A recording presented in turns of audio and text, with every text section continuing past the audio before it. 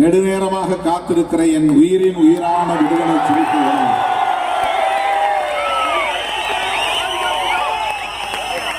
உங்கள் அனைவருக்கும் என்னுடைய பணிவார்ந்த வணக்கத்தை தெரிவித்துக் கொள்கிறேன்.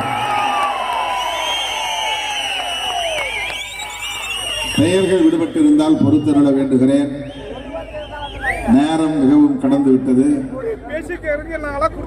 6 மணிக்கு தொடங்க வேண்டிய பொதுக்கூட்டத்தை நாம் 8:45 மணிக்குத்தான் வந்து தொடங்க நேர்ந்தது. இன்று காலையிலே சென்னையில் முதலமைச்சரை சந்திக்க வேண்டிய ஒரு சூழல் அமைந்தது. எனவே பிற்பகல் 3:30 மணி விமானம் பிடித்து சேலம் வந்து வழியில் ஓரிரு நிகழ்ச்சிகளை முடித்துக் கொண்டு மேடைக்கு வந்து சேர 8:30 மணி ஆகிவிட்டது. ஆனாலும் பொறுமையாக காத்திருந்து இந்த நிகழ்வை இதுவரையில் சிறப்பித்துக் கொண்டிருக்கிற என் உயிரின் உயிரான விடுதலை சிறுத்தைகள் ஆகிய அனைவருக்கும் என்னுடைய நன்றியை முதலில் காணிக்கையாக்குகிறேன். இந்த நிகழ்வை முடித்துக் கொண்டு நான் நெடுந்தூரம் பயணம் செய்ய வேண்டும். நாளை மதுரையிலே முக்கிய நிகழ்வுகளில் நான் பங்கேற்க வேண்டும். அதனால்தான் நம்முடைய கட்சியின் முன்னணி பொறுப்பாளர்கள், மூத்த பொறுப்பாளர்கள் பலரும் இங்கே மேடையில் இருந்தும் அவர்களெல்லாம் பேச வேண்டும் என்று நான் ஆசைப்பட்டும் கூட அந்த வாய்ப்பை அவர்களுக்கு தர இயலவில்லை. வன்னியரசு போன்ற பல முன்னணி பொறுப்பாளர்கள் மேடையிலே இருக்கிற சூழலில் அவர்கள் அனைவரின் சார்பாகவும் நான் உங்களிடையே உரையாற்ற உங்கள் முன்னால் நின்று கொண்டிருக்கிறேன்.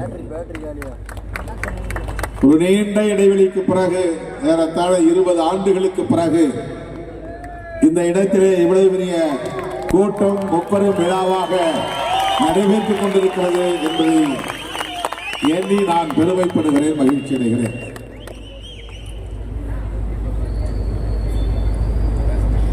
இன்றைக்கு 50 லட்சம் ரூபாய் கட்சிக்கு நிதியளிக்கக்கூடிய அளவுக்கு விடுதலை சிறுத்தைகள் வலிமை பெற்றிருக்கிறார்கள் என்பது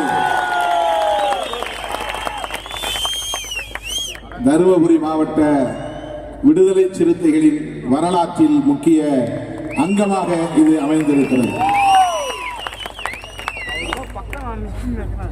கி. கோவேந்தன் அவர்கள் சொன்னதை போல தமிழ்நாட்டிலேயே எதிலும் தருமபுரி மாவட்டம் ஒரு முன்மாதிரி மாவட்டமாக இருக்கும், முன்னோடி மாவட்டமாக இருக்கும் என்று சொன்னார். அது போராட்டமாக இருந்தாலும், நிதியளிப்பாக இருந்தாலும், பிற மாவட்டங்களுக்கு வழிகாட்டக்கூடிய ஒரு முன்மாதிரி மாவட்டமாக இந்த மாவட்டம் இருக்கும். அதை இன்றைக்கு நாங்கள் நடைமுறைப்படுத்தி காட்டியிருக்கிறோம் என்று பெருமிதம் பொங்க இங்கே பேசினார். அதை நான் வழிமொழிகிறேன், வரவேற்கிறேன், வாழ்த்துகிறேன், பாராட்டுகிறேன்.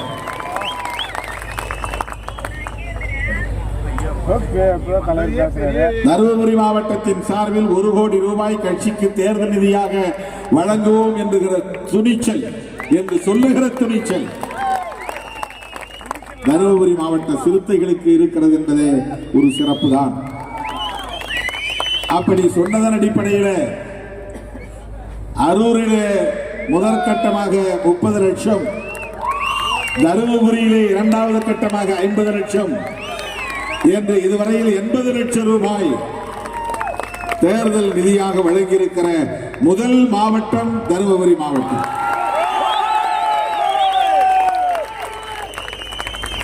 நான் தகடூர் தமிழ்ச்செல்வனிடத்திலும் கோவேந்தனிடத்திலும் 1 கோடி சொல்லீர்களே என்று மௌனத்தால் கேள்வி எழுப்பினேன். அதை அவர்கள் புரிந்து கொண்டு மிச்ச தொகையை விரைவில் தருவோம் என்று சொல்லியிருக்கிறார்கள். 80 லட்சம் 20 லட்சம் தேவைப்படுகிறது. 1 கோடியில் இன்னும் 20 லட்சம் பாக்கி இருக்கிறது. சொன்னதை செய்வோம், சொல்லாததையும் செய்வோம் என்று சொல்லியிருக்கிறார் என்றால் 20 லட்சத்தை விடவும் கூடுதலாக தருவோம் என்று அதற்கு பொருள். தோழர்களே, முதலாக நான் தருமபுரிக்கு வந்தபோது ஒரு பொதுக்கூட்டத்தை நடத்துவது என்பதே ஒரு போராட்டம். நான் பேருந்திலே பயணம் செய்துதான் இங்கே வந்தேன்.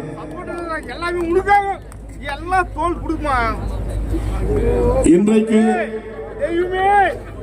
சமூக வலைத்தளங்களில் திருமாவளவன் தருமபுரி வருகிறார் என்று செய்தி போட்டாலே பல்லாயிரக்கணக்கிலே திரளக்கூடிய அளவுக்கான ஒரு எழுச்சியை இந்த மாவட்டம் பெற்றிருக்கிறது. ஒட்டுமொத்த தமிழகத்திலும் அந்த எழுச்சி வளர்ந்திருக்கிறது.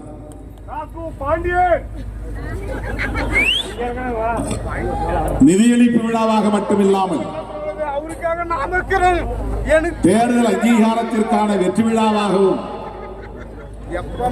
என்னுடைய பிறந்தநாள் விழாவாகவும் இந்த விழா ஒருங்கிணைக்கப்பட்ட சூழலில் இன்னொரு நிகழ்வையும் இதில் இணைத்துக் கொள்ள வேண்டும் என்று தோழர்கள் என்னிடத்திலே சொன்னபோது உடனடியாக நான் அதற்கு இசைவளித்தேன். அதுதான் இங்கே நடைபெற்ற படத்திறப்பு நிகழ்வு.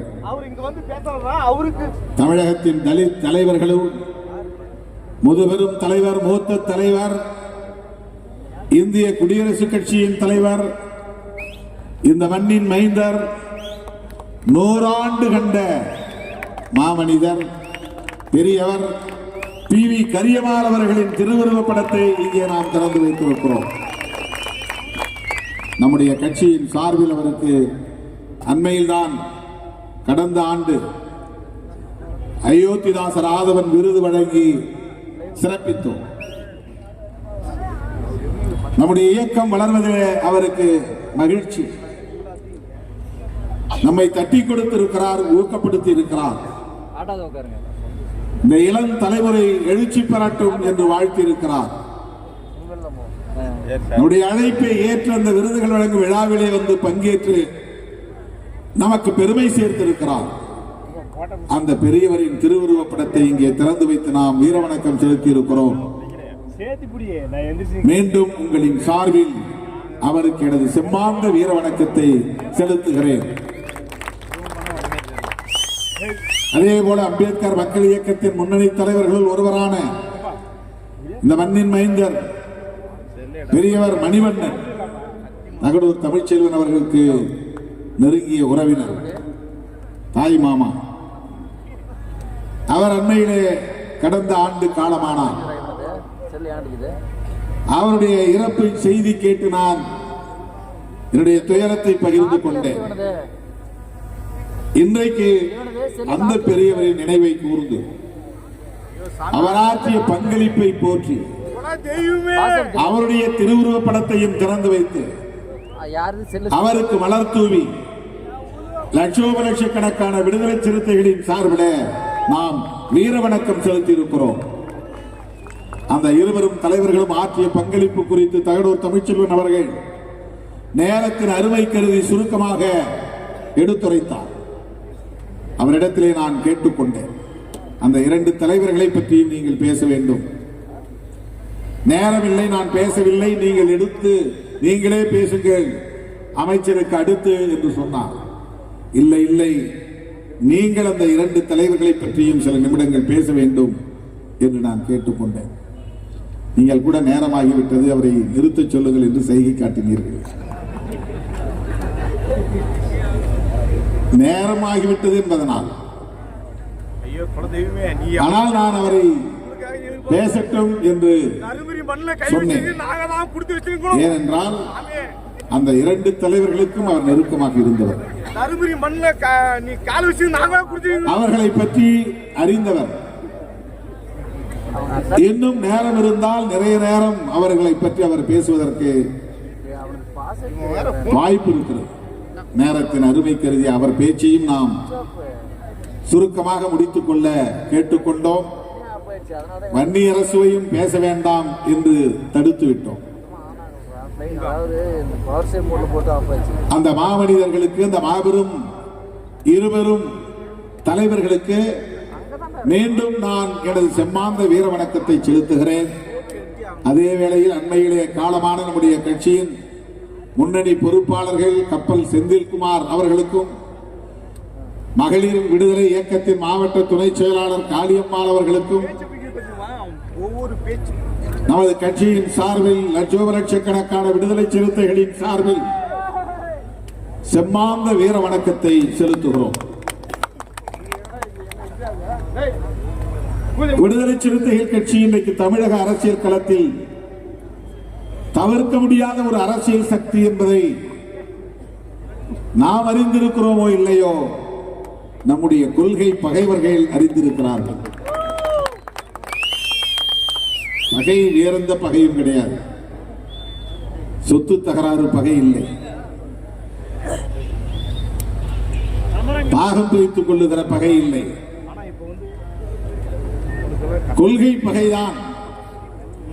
நாம் பேசுகிற அரசியலுக்கும் அவர்கள் பேசுகிற அரசியலுக்கும் பொருந்தாது, ஒத்து வராது என்பதுதான் அந்த கொள்கை பகை என்று பொருள். நாம் பேசுகிற அரசியல் என்ன? புரட்சியாளர் அம்பேத்கர் பேசிய அரசியல் தான் நாம் பேசுகிற அரசியல். நம்முடைய அரசியல் என்ன அரசியல்?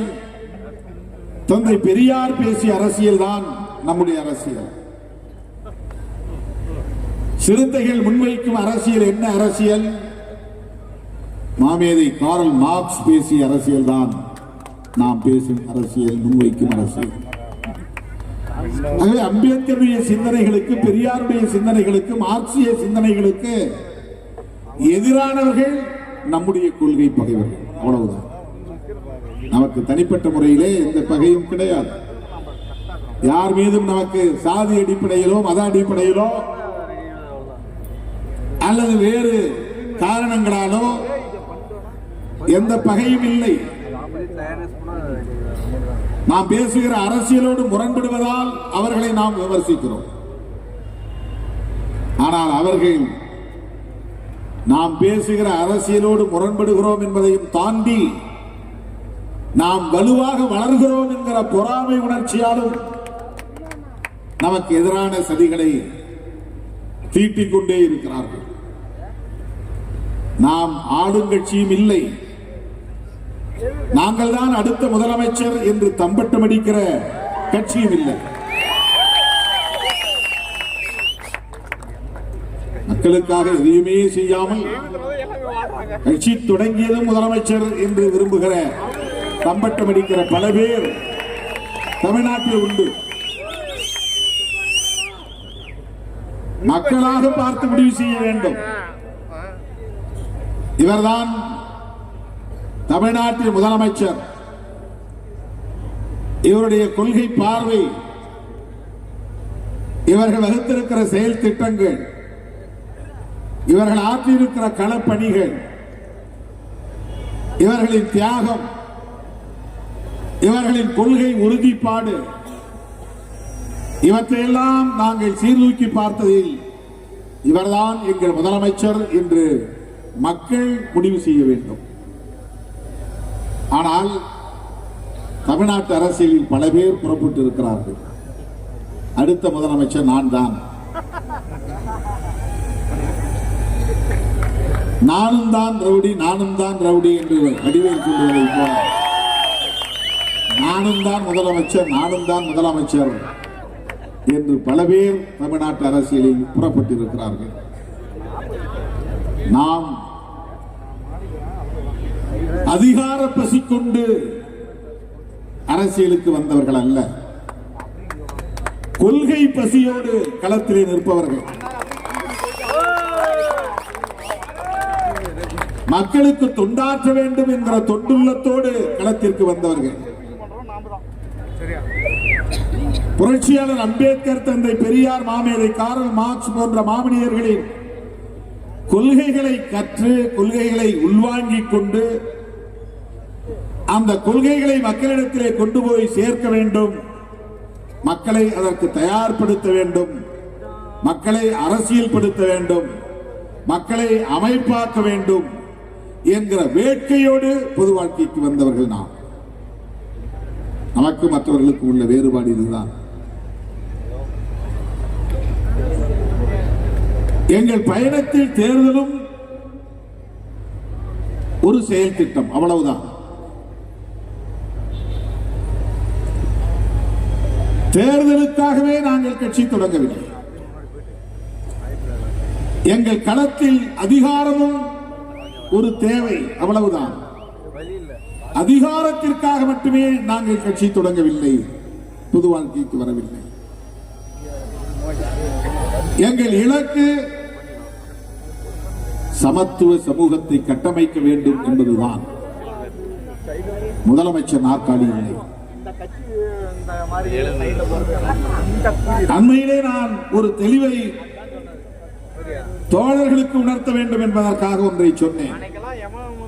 எல்லோரும் முதலமைச்சர் நாற்காலியை குறிவைக்கிறார்கள். ஆனால் உண்மையான அதிகாரம் டெல்லியில் தான் இருக்கிறது. பிரதமர் பதவியில் தான் அதிகாரம் இருக்கிறது. அதை தமிழ்நாட்டில் இருக்கிற சில தலைவர்கள் உணர மறுக்கிறார்கள். அது ஏன் என்று விளங்கவில்லை என்று நான் சொன்னேன். அதையும் சில பேர் விமர்சிக்கிறார்கள். எதையாவது விமர்சிக்கிறோம். உங்களோடு நாங்கள் போட்டி போடவில்லை, முதலமைச்சர் நாற்காலிக்காக என்று சொல்லுகிறோம். ஆனாலும் நம்மைத்தான் அவர்கள் முதல் எதிரியாக வைத்து அரசியல் செய்கிறார்கள்.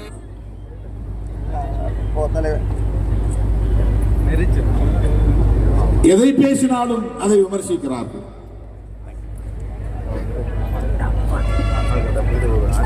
விடுதலை சிறுத்தைகள் கட்சி தவிர்க்க முடியாத ஒரு அரசியல் சக்தி என்பதற்கு இதை விட வேறு என்ன சான்று வேண்டும்? இதை கொள்கை பகைவர்கள் புரிந்திருக்கிறார்கள். அதனால் சீண்டிக் கொண்டே இருக்கிறார்கள். நாம் எச்சரிக்கையாக இருக்க வேண்டும். சும்மா இப்படி ரெண்டு பேர் சத்தம் போட்டு இருந்தீங்கன்னா விளையாண்டுட்டு இருந்தா கூட திருமாவளவன் முன்னால் சண்டை அடித்துக் கொண்டார்கள். ஏதாவது கிடைக்காதா அப்படின்னு எல்லாம் கேமரா எடுத்துட்டு அலையிறாங்க, திரியிறாங்க. எங்கேயாவது திருமாவளவன் பின்னாலே போகணும். திருமாவளவன் முன்னால் யார் என்ன பேசுகிறார்கள், என்ன செய்கிறார்கள், இதை படம் பிடித்து காட்டல். நம்முடைய உழைப்பையோ, நம்முடைய பங்களிப்பையோ, நம்முடைய போராட்டத்தையோ, நம்முடைய கொள்கை உறுதிப்பாட்டையோ, தன்னலமற்ற பொது வாழ்க்கையையோ வெளிச்சத்தில் காட்ட வேண்டும் என்று விரும்பாதவர்கள் எப்படியாவது நம்மை பலவீனப்படுத்தி காட்ட வேண்டும் என்பதில் குறியாக இருக்கிறார்கள். அதற்கு ஒரே காரணம், நாம் உண்மையான அம்பேத்கரின் பிள்ளைகளாக இருக்கிறோம், உண்மையான பெரியாரின் பிள்ளைகளாக இருக்கிறோம். போலியாக இல்லை, உதட்டளவில் இல்லை, பிழைப்புவாத அடிப்படையில் இல்லை, உண்மையான அம்பேத்கரின் பிள்ளைகள். அதை புரிந்து கொள்வதற்கே அம்பேத்கரை படித்தால் தான் புரிந்து கொள்ள முடியும். நம்மளை பற்றி புரிஞ்சுக்கிறதுக்கே அவங்களுக்கு ஒரு புரிதல் தேவைப்படுகிறது. சாதியவாதிகளால் நம்மை புரிந்து கொள்ள முடியாது, மதவெறியர்களால் நம்மை புரிந்து கொள்ள முடியாது, அதிகார பசிகுண்டு ஆட்டம் போடக்கூடியவர்களால் நம்மை புரிந்து கொள்ள முடியாது. குடிப்பழக்கம் உள்ளவர்களுக்கு எல்லாரையும் பார்த்தாலும் அவனும் குடிகாரனா தான் இருப்பான்னு நினைப்பான்.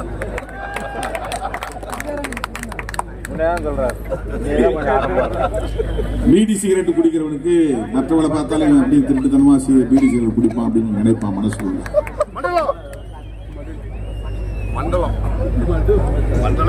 அதுபோல அரசியல் களத்தில் இருப்பவர்கள் அவர்கள் எந்த கோணத்தில் அரசியலை பார்க்கிறார்களோ அப்படி நம்மையும் அளவீடு செய்கிறார்கள், மதிப்பீடு செய்கிறார்கள். அது எப்படி இந்த சாதியில் பிறந்துட்டு திருமாவளவன் கரிமீன் திங்காமல் இருக்கிறாரு, இது அவனுக்கு வியப்பாக இருக்கிறது. ஆனால் அதுதான் உண்மை. அது எப்படி அரசியல் இருந்துகிட்டு இவர் குடிக்காம இருக்கிறாரு? எல்லாரும் குடிக்கிறானே, அது அவனுக்கு வியப்பாக இருக்கிறது, ஆச்சரியமாக இருக்கிறது. ஆனால் அதுதான் உண்மை. அதை போல்தான் வெறும் அதிகாரத்திற்காகவும் பொருளாதாரத்திற்காகவும் மயங்கி கொள்கைகளை விட்டு போகிற, விலகி போகிற சராசரி அரசியல்வாதிகள் இல்லை விடுதலை சிறுத்தைகள் கட்சி. எல்லாரும் அவன் என்ன செய்யறானோ அது மாதிரி நாம செய்வோம்னு எதிர்பார்க்கிறான். இப்படி ஆசை காட்டினா வந்துருவான், இதை சொன்னா வந்துருவான், அதை சொன்னா வந்துருவான். அதுதான் முக்கியம்னா திமுகவோட இந்த சீட்டுகளுக்காக தான் நான் நினைக்கிறேன் கூட்டணி வைக்கிறோம், அவங்களோட ஒட்டிக்கிட்டு இருக்கிறோம்னா அதை விட கூடுதலா தர்றதுக்கு எவ்வளவு பேர் தயாராக இருக்கிறாங்க, பேசியும் பார்த்தாங்கல்ல. அதுதான் முக்கியம். நாங்க ஓடி இருப்போம். அந்த முடிவெடுப்பதற்கு என்ன பெரிய சிரமம்? அது எங்களுக்கு முக்கியமில்லை. எங்கள் தலைவர் புரட்சியாளர் அம்பேத்கரின் கொள்கை வெளியிலே இறுதி மூச்சு வரையில் இயங்குவதுதான் எங்கள் இலக்கு. அவர் கண்ட கனவை நனவாக்குவதுதான் எங்கள் போராட்டம். இன்றைக்கு தமிழ்நாடு மட்டுமல்ல, அகில இந்திய அளவிலே புரட்சியாளர் அம்பேத்கரை தொடாமல் எவராலும் பேச முடியாது என்கிற நிலையை இன்றைக்கு இந்த காலம் உருவாக்கி இருக்கிறது. அதிலே விடுதலை சிறுத்தைகளின் பங்கும் மகத்தானது என்பதை மறந்துவிடக்கூடாது. நீங்க தான் தெரியுமே எல்லாமே. வட மாநிலத்தை சார்ந்த இளைஞர்கள் பல பேர் நம்முடைய அம்பேத்கர் திடலுக்கு வருகிறார்கள். நாங்கள் தேடிக்கொண்டிருந்த தலைமை நீங்கள் தான், உங்கள் தலைமைதான். எங்கள் மாநிலங்களுக்கு நீங்கள் வர வேண்டும், எங்கள் நிகழ்வுகளில் நீங்கள் பங்கேற்க வேண்டும் என்று அழைப்பு விடுப்பதை இன்றைக்கு நாம் களத்தில் பார்க்கிறோம். நம்மிடமிருந்து அவர்கள் வேறு ஒன்றையும் எதிர்பார்க்கவில்லை, வேறு எதனையும் அவர்கள் எதிர்பார்க்கவில்லை. புரட்சியாளர் அம்பேத்கர் கண்ட கனவை நனவாக்க வேண்டுமானால் இந்திய அரசமைப்பு சட்டத்தை பாதுகாக்க வேண்டும். இந்திய அரசமைப்பு சட்டத்தை பாதுகாப்பதற்கு கொள்கை பிடிப்புள்ள இயக்கம் வேண்டும். அப்படி ஒரு இயக்கம் கடந்த காலங்களில் வட இந்திய மாநிலங்களில் இருந்துதான் தோன்றும் என்கிற நம்பிக்கை இருந்தது. இந்த காலச்சூழலில் தமிழ்நாட்டில் தோன்றி இருக்கிறது. அந்த நம்பிக்கைக்குரிய தலைமை தமிழகத்தில் இருந்து வருகிறார்கள் என்கிற நிலை உருவாகி இருக்கிறது. இதை நான் தற்பெருமை என்கிற அடிப்படையில் சொல்லவில்லை தோழர்களே, இதுதான் யதார்த்தமான உண்மை. இதை புரிந்து கொள்ள வேண்டும் என்பதற்காக சொல்லுகிறேன். கொள்கை பிடிப்புள்ள நம் மீது பலருக்கும் எரிச்சல் வருகிறது. தினந்தோறும் பேசப்படுகிற ஒரு இயக்கமாக இது இருக்கிறது. எதிர்த்தோ ஆதரித்தோ சிறுத்தைகளை பற்றி பேசித்தான் ஆக வேண்டும் என்கிற நிலை இன்றைக்கு தமிழகத்தில் தவிர்க்க முடியாததாக மாறி இருக்கிறது. சாதியவாதிகள் ஒருபுறம், மதவாதிகள் ஒருபுறம், அம்பேத்கர் பெயரை சொல்லிக்கொண்டே புரட்சியாளர் அம்பேத்கரின் கொள்கைகளுக்கு விரோதமாக செயல்படக்கூடிய தலித் உதிரிகள் ஒருபுறம். உதிரிகள்னா யாரோடையும் ஒட்ட மாட்டான், தனியா இருப்பான். அவன் ஒரு பேனர் வச்சுவான், அவன் ஒரு தலைவர் சொல்லிடுவான். மக்களோடு அவனுக்கு எந்த தொடர்பும் இருக்காது. பேனர் இருக்கும், லெட்டர் பேட் இருக்கும்.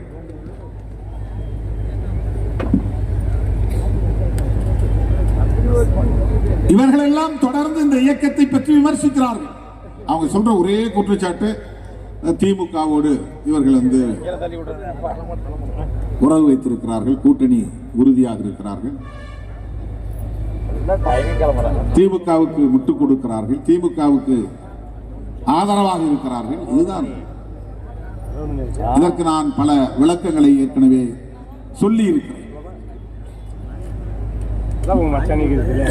இன்றைக்கு தேசிய அளவிலே மிகவும் ஆபத்தான ஒரு இயக்கம் உண்டு என்று சொன்னால் ஒப்பீட்டளவிலே பாரதிய ஜனதா கட்சி தான் என்பதை திருமாவளவன் மட்டும் சொல்லவில்லை. இடதுசாரி சிந்தனையாளர்கள், ஜனநாயக சக்திகள், முற்போக்கு சக்திகள் அனைவரும் சொல்லுகிறார். அம்பேத்கர் இயக்கத்தில் தான் இருக்கணும்னு அவசியம் இல்லை, கம்யூனிஸ்ட் கட்சிகளில் தான் இருக்க வேண்டும் என்று இல்லை. சுயமாக சிந்திக்கக்கூடியவர்கள், சகோதரத்துவத்தை விரும்பக்கூடியவர்கள், சமத்துவத்தை தேடக்கூடியவர்கள். பாரதிய ஜனதா வலிமை பெறுவது நாட்டுக்கு நல்லதல்ல. RSS இயக்கம் நாளுக்கு நாள் வலிமை பெற்று வருவது ஆபத்தானது. இதை திருமாவளவன் மட்டுமா சொல்லுகிறார்? விடுதலை சிறுத்தைகள் கட்சி மட்டுமா சொல்லுகிறது? அவர்களை எதிர்கொள்வதற்கு என்ன உத்தி என்று வருகிற போது காங்கிரஸ் கட்சியுடைய தலைவர் ராகுல் காந்தி அவர்கள் இன்றைக்கு வெளிப்படையாக அறிவிக்கிறார், பிஜேபி RSS என்கிற சங் பரிவார்களை வீழ்த்துவதற்கு ஒரே ஆயுதம் இந்திய அரசமைப்பு சட்டம் தான். புரட்சியாளர் அம்பேத்கர் அவர்களால் எழுதப்பெற்ற இந்திய அரசமைப்பு சட்டம் தான். ஏன் காங்கிரஸோடு இருக்கிறோம்? சில கூமுட்டைகள் சொல்வார்கள், காங்கிரஸ் தமிழர்களுக்கு எதிரி. அந்த காங்கிரஸோடு திருமாவளவன் கைகோர்த்து இருக்கிறார்.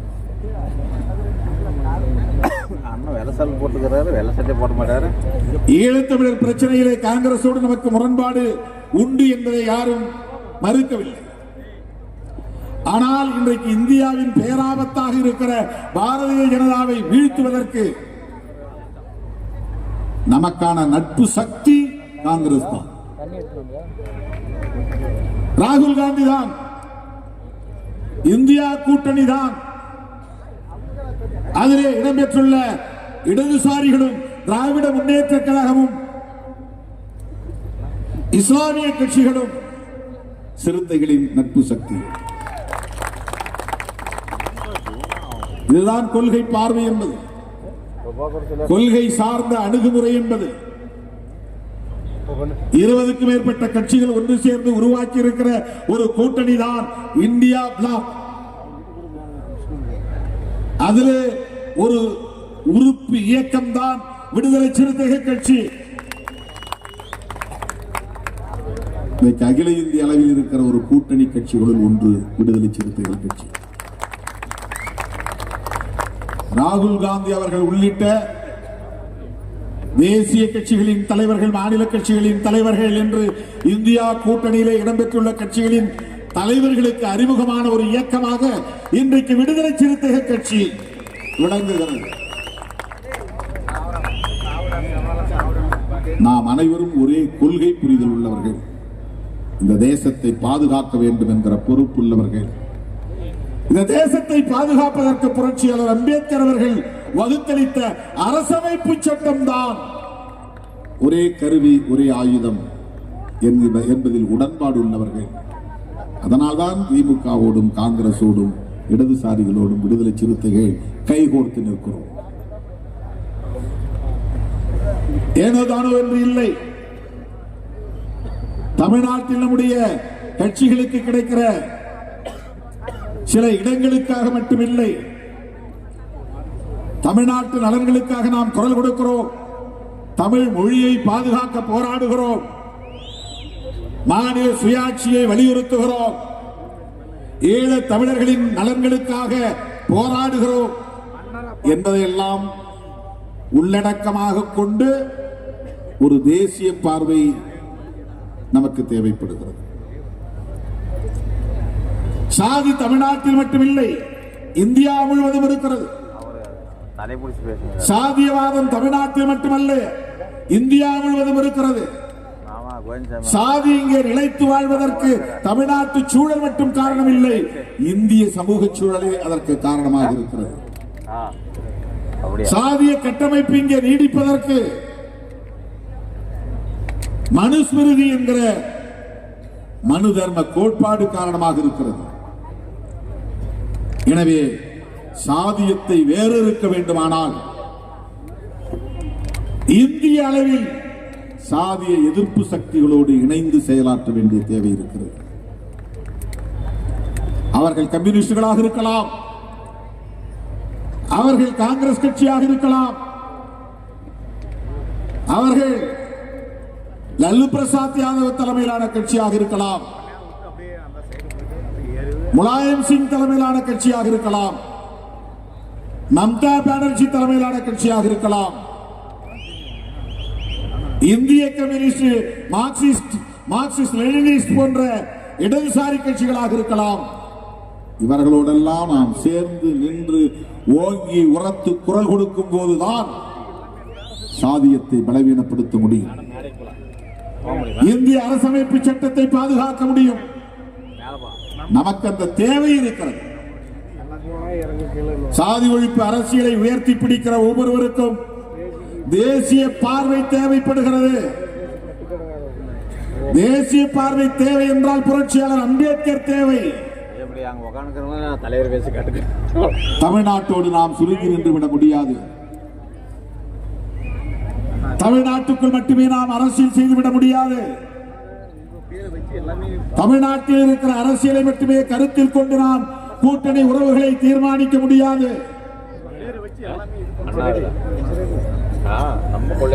எனதருமை தோழர்களே, இதை எவன் புரிந்து கொள்கிறானோ இல்லையோ, என் உயிரின் உயிரான விடுதலை சிறுத்தைகள் புரிந்து கொள்கிறேன்.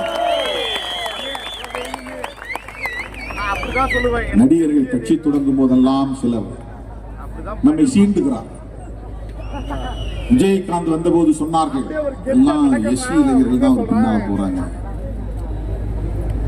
அதுல என்ன அர்த்தம் இருக்குன்னா, எஸ்சி சமூகத்தை சார்ந்த இளைஞர்கள், அரசியல் விழிப்புணர்வு இல்லாதவர்கள், வெறும் சினிமா கவர்ச்சிக்கு மயங்கக்கூடியவர்கள், அதனால் அவர்கள் ஓடி விடுவார்கள். விஜயகாந்த் எதிர்கட்சி தலைவர் என்கிற அளவுக்கு உயர்ந்தார். ஆனால் சிறுத்தைகள் அங்குலம் அங்குலமாக வளர்ச்சி அடைந்து வந்தோம், வலிமை பெற்று வந்தோம், பலவீனப்படவில்லை. ஆனால் அப்போது அப்படி ஒரு பிரச்சாரம் செய்தார்கள். இப்போதும் அதை செய்கிறார்கள். விஜய் வந்த உடனே நான் பதட்டம் அடைகிறேன். 90களில் நான் பேசிய பேச்சை எல்லாம் இப்போது இருக்கிற கத்துக்குட்டிகளுக்கு யாருக்கும் தெரியாது.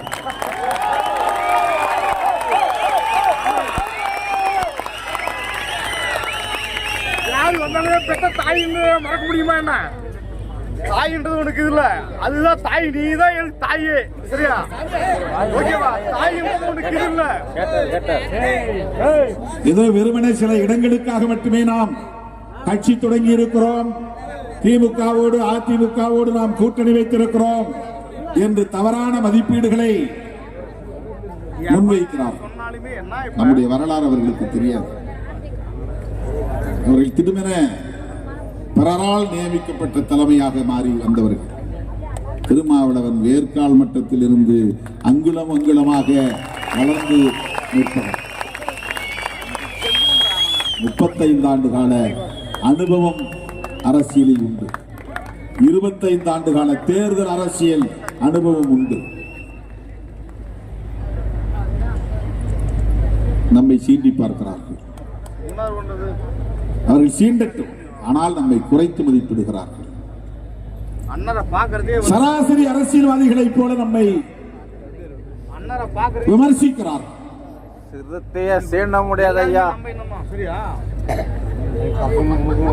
அருமை தோழர்களே, நடிகர் விஜய் அவர்கள் கட்சி தொடங்கியதும்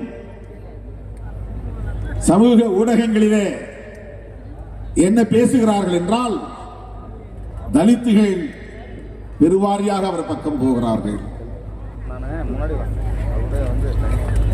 ஒருவேளை அப்படி அவர்கள் போனால் அவர்கள் விடுதலை சிறுத்தைகள் கட்சியில் இருப்பதற்கு தகுதியற்றவர்கள் என்றுதான் பொருள். கொள்கை இல்லா பதர்கள் என்றுதான் பொருள். கொள்கை புரிதல் இல்லாத பதர்கள் என்றுதான் பொருள்.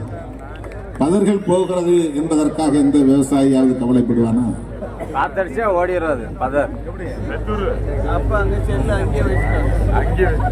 விடுதலை சிறுத்தைகள் கட்சியை விட்டு வெளியே போகிற ஒருவன் பதர் கொள்கை ரீதியாக திருமாவளவனை விமர்சிக்கிற வலிமை உள்ளவனாக ஒருபோதும் இருக்க மாட்டான். வாய்ப்பு இல்லை. நான் 1-2 பேர் மேல நடவடிக்கை எடுத்தா அவனுக்கு போய் சங்கராச்சாரி காலில் பிஜேபிக்கு போய் அப்படியே RSS சங்கிகளாக மாறிவிட்டார்கள். என் மீது நம்பிக்கை வைத்த என் உயிரான விடுதலை சிறுத்தைகள் புரட்சியாளர் அம்பேத்கரை தலைமையாக ஏற்றுக்கொண்டவர்கள், திருமாவளவனை அண்ணனாகவும் புரட்சியாளர் அம்பேத்கரை தலைவனாகவும் ஏற்றுக்கொண்டவர்கள் தான் என்னோடு களத்தில் நிற்கிறார்கள். என்னை தலைவராக ஏற்றுக்கொண்டார்கள் என்பதை விட புரட்சியாளர் அம்பேத்கரை தலைவராக ஏற்றுக்கொண்டவர்கள் தான் என்னோடு நிற்கிறார்கள். சரியா? ஏதாந்தாலும் நீங்க சொன்ன புரட்சியாளர் அம்பேத்கரின் கொள்கைகளை அதிகாரம் இருந்தாலும் இல்லாவிட்டாலும் பேசக்கூடிய வலிமை உள்ளவர்கள் விடுதலை சிறுத்தைகள் மட்டும்தான். அதனால்தான் நான் சொல்லுவதுண்டு, எங்க களம் வேறு, உங்கள் களம் வேறு. எங்களோடு நீங்கள் போட்டி போட முடியாது. ஏனென்றால் நான் உங்களுக்கு போட்டியாக இல்லை, போட்டிக்கு நான் வந்ததும் இல்லை. உங்களோடு நாங்க போட்டிக்கு வந்ததே இல்லை. உங்களால எங்களோட போட்டி போடவும் முடியாது.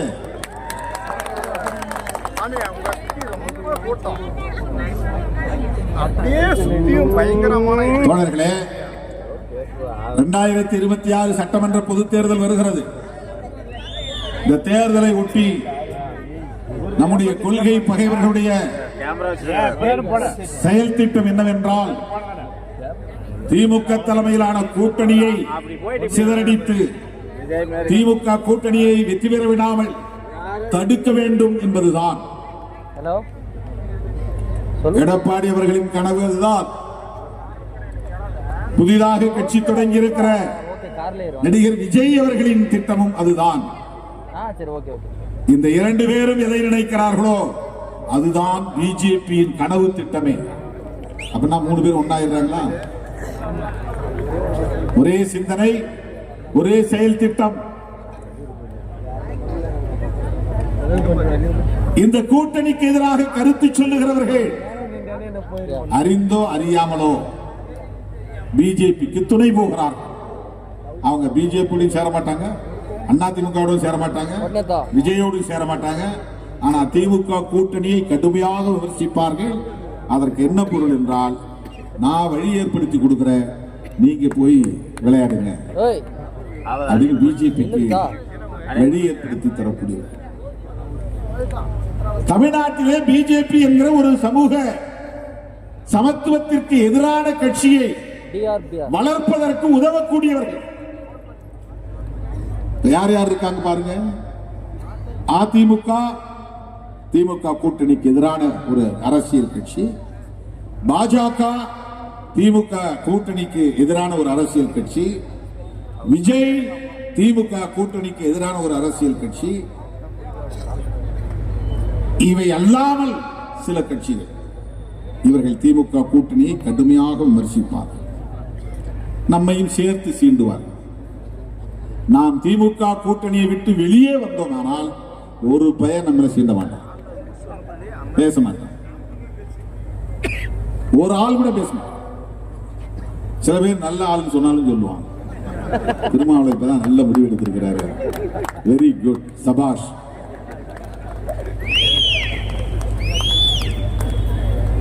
அவங்களுடைய நோக்கம் என்னவென்றால், அந்த கூட்டணியை பலவீனப்படுத்துவதற்கு யாரையாவது ஒருவரை சீண்டி ஆத்திரமூட்டி திமுகவுக்கு எதிராக செயல்பட வைத்து வெளியேற வைப்பது அல்லது வெளியேற்ற வைப்பது. உங்களுக்கு புரிகிறதா? இதுதான் அரசியல். நீங்க எல்லாம் சமூக வலைத்தளங்கள்ல கண்டபடி பேசக்கூடாது, எழுதக்கூடாது, உணர்ச்சி வயப்படக்கூடாது. தேர்தல் நெருங்க நெருங்க கவனமாக இருக்க வேண்டும். எவனாவது ஏதாவது உளறிக்கொண்டிருக்கட்டும், அதை பொருட்படுத்தவே வேண்டாம். என்ன வேணாலும் சொல்லட்டும். அது ஒன்றும் பெரிய பாதிப்பை ஏற்படுத்த போவதில்லை. ஏனென்றால் அது உண்மை இல்லை, அதனால் அது பாதிப்பை ஏற்படுத்தாது. வண்டிக்குள்ள உட்கார்ந்துட்டு அடிங்க அடிங்கன்னு திருமாவளவன் தான் சொன்னாரு, கொல்லுங்க கொல்லுங்கன்னு திருமாவளவன் தான் சொன்னாரு. இது உண்மை இல்லை, அதனால் இது எடுபடாது. திட்டமிட்ட பொய், அதனால் அது எடுபடாது. சும்மா அவனுங்களே ஒரு வீடியோ போட்டு அவனுங்களே பார்த்துட்டு இத்தனை ஷேர் போயிருக்குது, வைரலா போயிட்டுன்னு அவனுங்களே சர்க்குலேட் பண்ணிட்டே இருப்பாங்க. என்னன்னா பண்ணலாம், தள்ளிதான் உட்கார்ந்து இறங்கினா கீழே. நம்முடைய பயணம் நீண்ட பயணம், நம்முடைய பயணம் கொள்கை பயணம். சில இயக்கங்கள் வரும் போகும், காணாமல் போகும். நம்முடைய இயக்கம் பரம்பரை பரம்பரையாக புரட்சியாளர் அம்பேத்கரின் கொள்கைகளை மக்களிடத்திலே கொண்டு போய் சேர்க்க வேண்டிய பொறுப்புள்ள ஒரு இயக்கம். மறந்துவிடக் கூடாது, அதுதான் மிக முக்கியமானது. புரட்சியாளர் அம்பேத்கர் கண்ட கனவை நனவாக்குவதற்கென்று ஒரு இயக்கம் இன்றைக்கு தமிழகத்திலே துணிச்சலோடு இயங்குகிறது என்று சொன்னால், இந்தியாவுக்கே வழிகாட்டுகிறது என்று சொன்னால், பிற இயக்கங்களுக்கு முன்னோடியாக இருக்கிறது என்று சொன்னால், அந்த பெருமைக்குரிய இயக்கம் விடுதலை சிறுத்தைகள் கட்சி. அந்த பெருமிதத்தோடு நீங்கள் தோளை உயர்த்தி கொண்டு வீறு நடை போட வேண்டும். சாதி பெருமிதம் பேசுவார்கள், நாம் அப்படி பேசக்கூடாது. பேசுவது அம்பேத்கரியம் இல்லை. அம்பேத்கரியத்தில் சாதி பெருமைக்கு இடமே கிடையாது. ஒருத்தன் சாதி பெருமை பேசிட்டு அம்பேத்கரை பயன்படுத்துறான்னா அவன் அம்பேத்கரை பிழைப்புவாதத்திற்காக பயன்படுத்துகிறான் என்றுதான் பொருள். அம்பேத்கர் எந்த இடத்துல சாதி பெருமை பற்றி பேசியிருக்கிறார்? அவருடைய சமூகத்தை பெருமையா பேசியிருக்கிறாரா? நாங்க ஆண்ட சாதின்னு சொல்லி இருக்கிறாரா? மகாராஷ்டிராவில் இருக்கிற மற்ற சாதிகள் எல்லாம் நீங்களாம் எங்களை விட கீழே தான், நாங்க தான் மேல் அப்படின்னு என்றைக்காவது பாகுபடுத்தி சொல்லி இருக்கிறாரா? அங்கேயும் பல தலித் சாதிகள் உண்டு, அவரை ஏற்றுக்கொள்ளாத தலித் சாதிகள் எல்லாம் உண்டு. அவர் வாழ்ந்த காலத்தில் அவரை அவமதித்த தலித் சாதிகள் உண்டு. ஆனா எந்த காலத்திலும் அவர் தலித்துகளுக்கு இடையிலே பாகுபாட்டை கடைபிடித்ததில்லை, சிந்தித்தது கூட இல்லை. அம்பேத்கரியத்தில் சாதி பெருமைக்கு இடம் கிடையாது. ரெட்டமலை சீனிவாசனை சொல்லுவார்கள், அவர் பறையர் என்று சொன்னார், அவர் பறையர் இயக்கம் நடத்தினார் என்று. பறையர் என்கிற சொல்லை அந்த காலத்தில் ரெட்டமலை சீனிவாசன் இந்தியாவில் உள்ள எல்லா தீண்டப்படாத சாதிகளுக்கும் பொதுவான சொல்லாக பயன்படுத்தினார். தமிழ்நாட்டில் உள்ள ஒரு குறிப்பிட்ட சாதிக்கான சொல்லாக அவர் பயன்படுத்தவில்லை. பறையா அப்படின்னு சொன்னா எல்லா அன்டச்சபிள்ஸ் இந்தியா முழுவதும் இருக்கிற மகர் சாதிக்கும் கூட பறையா என்றுதான் பொது பெயர். அம்பேத்கருடைய சமூகமாக இருக்கிற மகர் என்கிற அந்த சமூக அடையாளமும் பறையர் என்கிற சொல்லுக்குள்ளே அடங்கும். அதுதான் ரெட்டமலை சீனிவாசன் காலத்திலே இருந்த பார்வை, புரிதல். எனது அருமை தோழர்களே,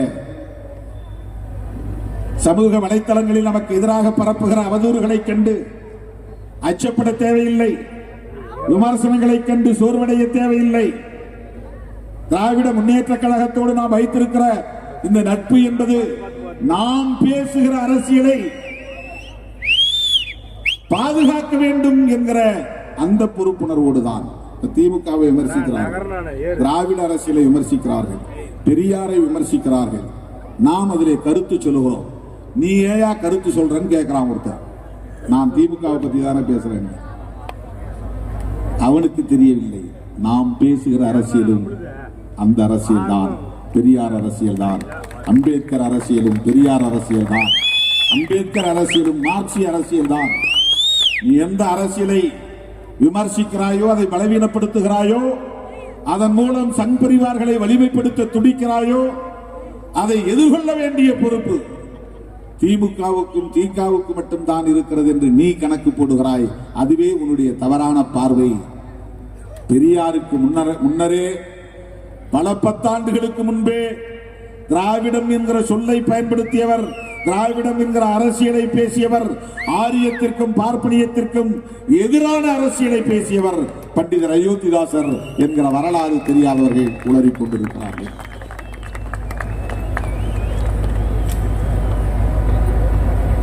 எனவே நாம் திராவிட முன்னேற்ற கழகத்தோடு இணைந்து நிற்கிறோம்.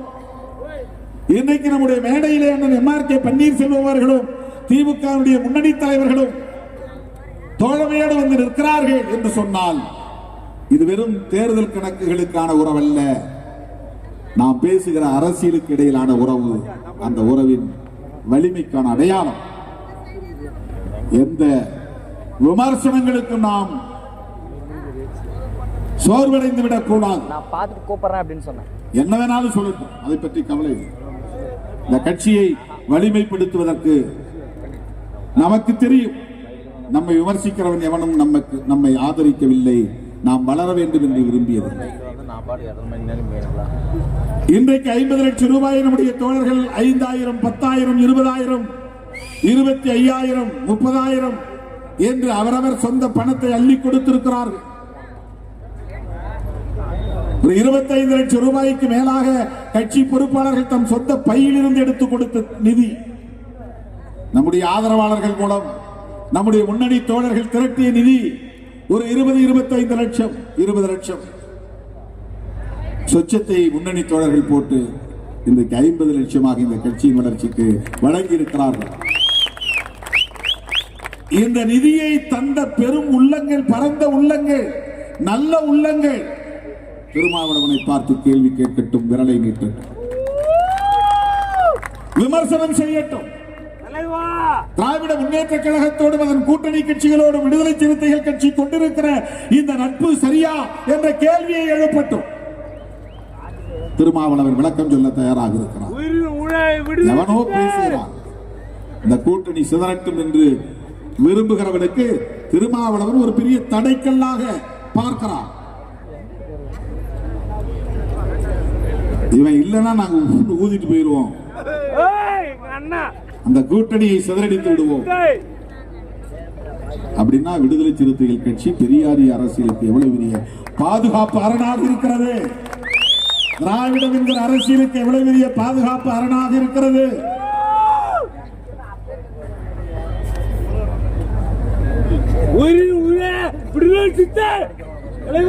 நிதர்மை தோழர்களே, என் உயிரின் உயிரான விடுதலை சிறுத்தைகளே, நீங்கள் ஒவ்வொரு கிராமத்தையும் ராணுவ வீரர்களைப் போல இருந்து பாதுகாக்க வேண்டும். கொள்கை பகைவர்கள் அங்கே காலூன்றுவதற்கு இடம் கொடுத்து விடக்கூடாது. கோவில்களை கட்டித் தருகிறோம் என்று வருவார்கள், கோவில் கும்பாபிஷேகத்திற்கு நன்கொடை தருகிறோம் என்று வருவார்கள், ஊரிலே படிப்பகம் கட்டித் தருகிறோம் என்று வருவார்கள், கல்வி உதவித்தொகை செய்கிறோம் என்று வருவார்கள். இதுவெல்லாம் அவர்கள் விரிக்கிற வலை, உங்களை வீழ்த்துவதற்கான சதி முயற்சி, உங்களை விலை பேசுவதற்கான மறைமுக செயல் திட்டம். மிக எச்சரிக்கையாக இருக்க வேண்டும். யார் எப்படி விலை போனாலும் தமிழ்நாட்டில் சிறுத்தைகளை எந்த சக்தியாலும் விலை பேச முடியாது, வீழ்த்த முடியாது, சிதறடிக்க முடியாது என்பதை அவ்வப்போது நாம் உறுதிப்படுத்தியாக வேண்டும். தருமபுரி மாவட்ட விடுதலை சிறுத்தைகள் முன்னணி பொறுப்பாளர்கள் அரும்பாடுபட்டு இந்த ஒரு வார இடைவெளியில் இந்த தொல்லை பண்ணி தேதி கேட்டார்கள். எனக்கு தேதி இல்லை இல்லை என்று நான் மறுதளித்தேன். அரூரில் தான் நடத்திவிட்டீர்களே, பிறகு எதற்கு தருமபுரியில் இன்னொரு கூட்டம் வேண்டாம் என்று நான் சொன்னேன். இல்லை, ஒட்டுமொத்த தருமபுரியின் சார்பிலே நாங்கள் 1 கோடி ரூபாய் தருவோம். இது முதல் கட்டம் தான். 2வது கட்டத்திற்கு எங்களுக்கு தேதி வேண்டும் என்று தமிழ்ச்செல்வன், கோவேந்தன் இன்னும் முன்னணி தோழர்கள் திரும்ப திரும்ப என்னிடத்திலே கேட்டார்கள். நான் தயங்கினேன். சொன்னது சொன்னபடி இன்றைக்கு தருமபுரியிலே 50 லட்சம் ரூபாயை அள்ளி கொடுத்திருக்கிறீர்கள் என்றால் அதை வெறும் பணமாக நான் பார்க்கவில்லை. உங்களின் உழைப்பு அதிலே இருக்கிறது, உங்கள் வேர்வை அதிலே இருக்கிறது, உங்கள் சக்தி அதிலே இருக்கிறது. இந்த இயக்கத்தின் மீது நீங்கள் வைத்திருக்கிற நம்பிக்கை அதிலே இருக்கிறது. எல்லாவற்றுக்கும் மேலாக எத்தனை கோடிகளை அள்ளி தந்தாலும் திருமாவளவன் மீது எங்களுக்கு நம்பிக்கை உண்டு என்கிற அந்த நம்பிக்கை தெரிகிறது. அந்த தலைமையின் மீது நீங்கள் வைத்திருக்கிற நம்பிக்கை தமிழ்நாட்டு அரசியலில் ஒரு தலைவனின் பொன்விழாவில் 25 கிலோ தங்கம் தந்த முதல் இயக்கம் விடுதலை சிறுத்தைகள் கட்சி. அதை வைத்து 5 கோடி ரூபாய் முதலீட்டிலே நாம் வெளிச்சம் என்கிற தொலைக்காட்சியை உருவாக்கினோம். கேட்கும் போதெல்லாம் அள்ளி கொடுத்திருக்கிறீர்கள். வறுமையான குடும்பம், அன்றாடம் காட்சிகள். ஆனாலும் திருமாவளவன் கேட்டுவிட்டானே என்று 2 கிராம் 3 கிராம் என்று ஆங்காங்கே தோழர்கள் கூட்டு சேர்ந்து அதை வாங்கி வந்து என் கைகளில் ஒப்படைத்தீர்கள். இது எதை காட்டுகிறது? உன் தலைமையை நாங்கள் வெறும் சாதி அடிப்படையில் ஏற்றுக்கொள்ளவில்லை, நீ பேசுகிற கொள்கை அடிப்படையில் ஏற்றுக்கொண்டிருக்கிறோம்.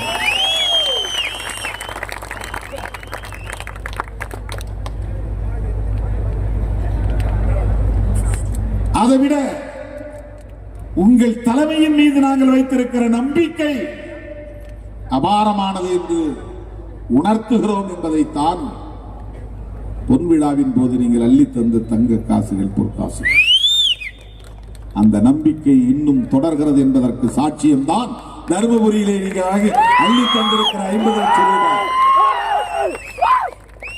பிற மாவட்ட தோழர்களுக்கு நான் இதன் மூலம் சொல்ல விரும்புவது, குறைந்தது ஒருங்கிணைந்த மாவட்டத்தின் சார்பில் குறைந்தது 25 லட்சம் ரூபாய், அதிகபட்சம் 1 கோடி ரூபாய் என்று நிதி வழங்குவதற்கு நீங்கள் இப்போதே தயாராக வேண்டும்.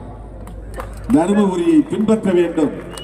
தருமபுரி சிறுத்தைகளை ஒரு உந்துதலாக எடுத்துக்கொண்டு தருமபுரியே 1 கோடி தந்து விட்டார்கள்.